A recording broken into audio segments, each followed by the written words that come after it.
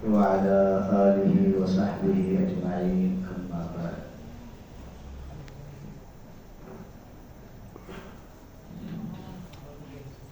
اللہ تعالیٰ کی توفیق اور اللہ تعالیٰ کے فضل سے 17واں پارہ جو ہے اس کو سننے اور سنانے کی سعادت حاصل کی ہے۔ اللہ تعالیٰ کی بارگاہ میں دعا ہے اللہ تعالیٰ اپنی رحمت کے ساتھ قبول و منظور فرمائے، جو کوتاہیاں ہیں اپنی رحمت سے معاف فرمائے۔ اقترب للناس حسابهم، لوگوں کا حساب قریب آ گیا ہے اور وہ غفلت میں ادھر ادھر جو ہے وہ منہ مار رہے ہیں، پھر رہے ہیں، توجہ نہیں کر رہے۔ اللہ تعالیٰ فرمانے پہلی آئے تو اس کے بعد پھر اللہ تعالیٰ نے بہت ساری باتیں کی۔ اس سورت کا نام سورت انبیاء ہے، تو پھر اس میں اللہ تعالیٰ نے خاص طور پر انبیاء کا بھی تذکرہ فرمایا۔ ابراہیم علیہ السلام کا، جب وہ آگ میں پھنسے ہوئے تھے تو پھر اللہ تعالیٰ کہتے ہیں کہ ہم نے کہا تھا آگ کو، ہم اللہ فرماتے ہیں ہم نے۔ ابراہیم علیہ السلام کو نہیں اس کو ٹھنڈا کر سکے کیونکہ اختیار ان کے پاس نہیں تھا آپ کو ٹھنڈا یا گرم کرنے کا، اختیار کس کے پاس ہے؟ اللہ تعالیٰ۔ اللہ تعالیٰ فرماتے ہیں ہم نے کہا آگ کو کہ ٹھنڈی ہو جائے، نبی کے پاس اختیار نہیں ہے۔ اچھا، اس کے بعد اللہ تعالیٰ نے لوط علیہ السلام کا تذکرہ فرمایا اور ان کو بھی اپنی قوم کو باز رکھنے میں اختیار نہیں تھا۔ اس کے بعد اللہ تعالیٰ نے نوح علیہ السلام کا تذکرہ فرمایا، تو اس کے بعد داؤد، سلیمان علیہ السلام، اسماعیل، ادریس، مچھلی والے حضرت یونس علیہ السلام، وہ بھی پھنس گئے، یعنی مشکل کشا نہیں تھے، تو پھر مشکل کشائی کس نے فرمائی جی؟ اللہ تعالیٰ نے۔ اللہ فرماتے ہیں اگر وہ مومنانہ پکارتے اور اپنے گناہ کی معافی نہ مانگتے تو پھر وہ مشکل کا درکار۔ پھر زکریا علیہ السلام بھی پھنسے ہوئے تھے، اولاد ہی نہیں تھے، تو کس نے دی جی؟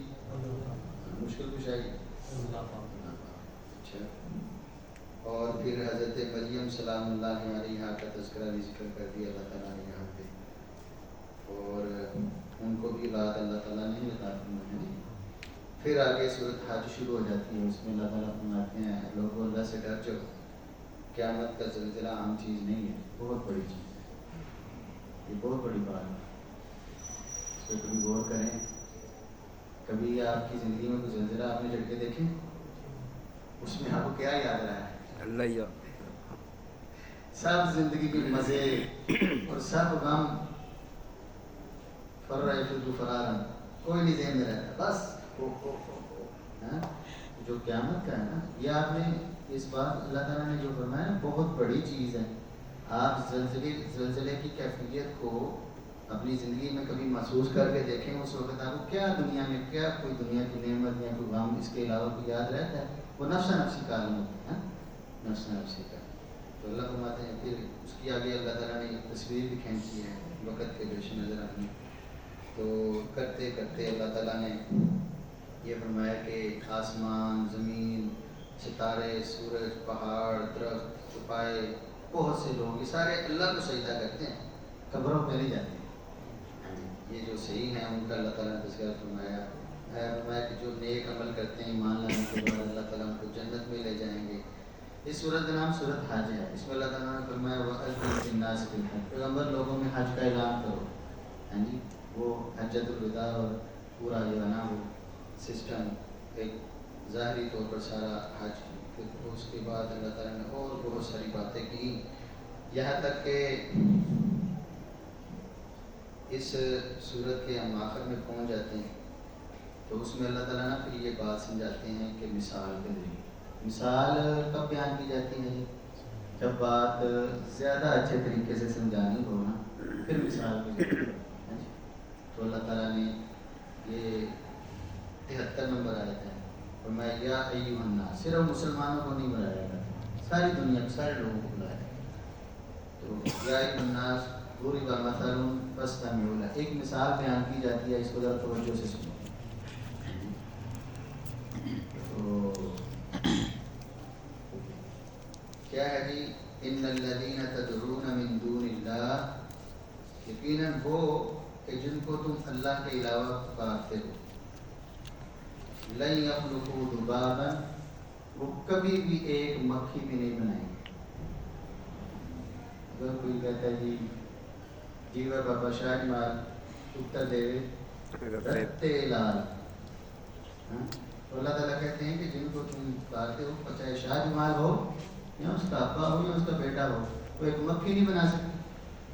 آپ کہتے ہیں بڑی بڑی بڑی مام بری کھوٹی قسمت کر دیں. تو اللہ فرماتے ہیں جن کو بھی، چاہے بری کو بلاؤ یا شاہ جمال کو بلاؤ، جی شہباز تیرے پرواز تیرا جانے راز دلان لے 11ویں والے کا نام پھر ڈوبی ہوئی کی ہوئی ترن لگی جائے. اللہ فرماتے ہیں یہ مکھی تو کیا پیدا کریں گے، اللہ کے علاوہ جو بھی ہو. من دون اللہ کا مطلب اللہ کے علاوہ جو بھی ہے. انبیاء من دون اللہ ہیں کہ نہیں ہیں؟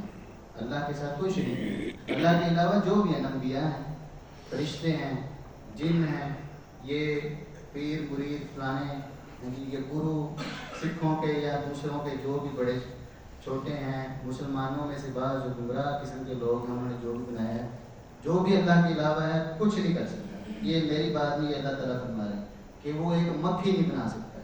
ہاں جی اچھا یہ کیا بات کرتے ہیں؟ اللہ فرماتے ہیں آگے سنیں.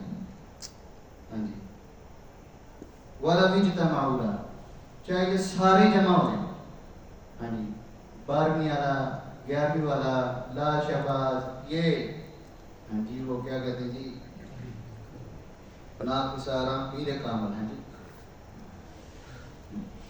پتہ نہیں تو گنج بخش خزانے دینے والا، فیض عالم، پوری دنیا میں اندر فیض ہیں، مظہر نور خدا، اللہ تعالیٰ کے نور کا ناقصارا پیر کامل، کاملارا رہنما، ان کو بھی لے آؤ.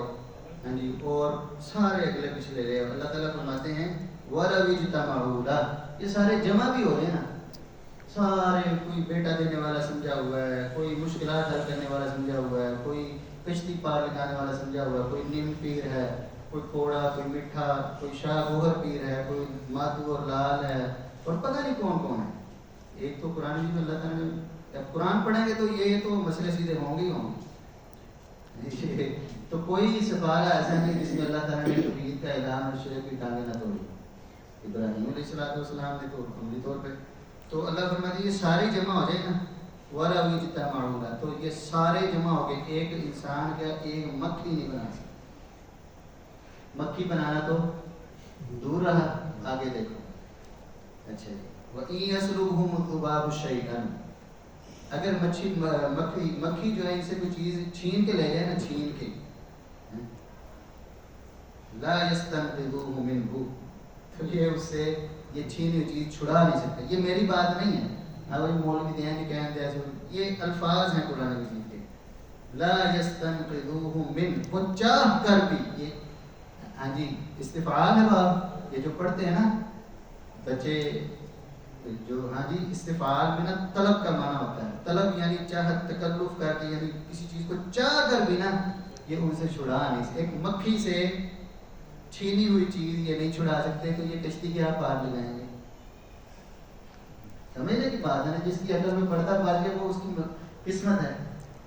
سوچ رہے ہیں تو وہ کیا پتر تیلا دے گا، ہاں جی وہ کیا کھوٹی قسمت کھڑی کرے گا. وہ آپ دیکھو اسی پارے میں اللہ تعالیٰ نے ساری باتیں فرمائی ہیں کہ ابراہیم علیہ السلام پھنسے ہوئے، اللہ تعالیٰ فرماتے ہیں ہم نے آپ کو ٹھنڈا کیا. ہاں جی حضرت زکریا علیہ السلام بوڑھے ہو گئے ہیں، اللہ فرماتے ہیں ہم نے ان کو اولاد دی.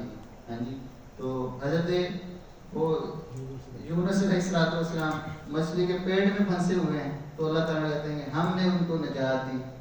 ہاں جی اور اس کے علاوہ سارے. تو اگر یہ مشکل حل کرنے والے ہیں، یہ مشکل کشا ہیں، تو پھر انبیاء تو زیادہ حق رکھتے ہیں نا مشکل کشائی کا.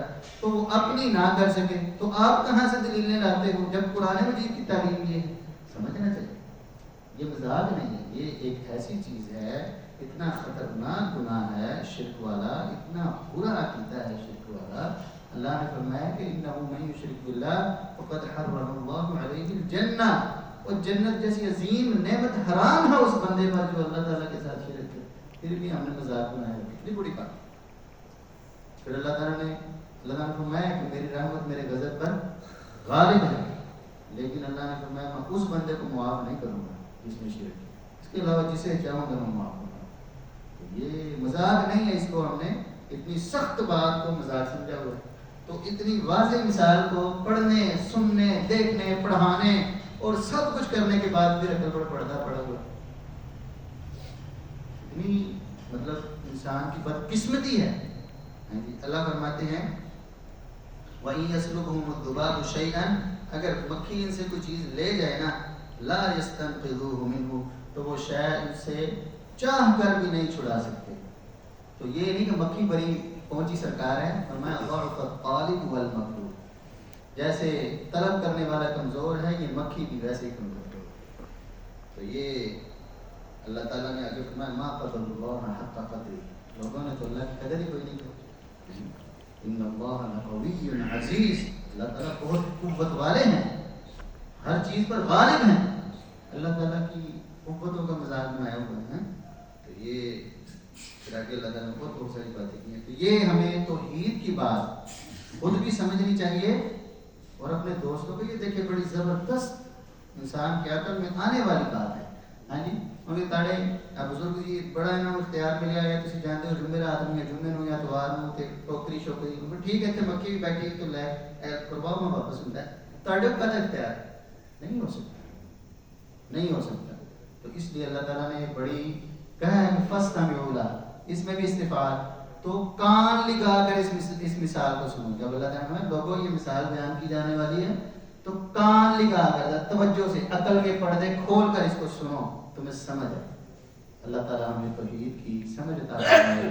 وآخر دعوانا الحمدللہ.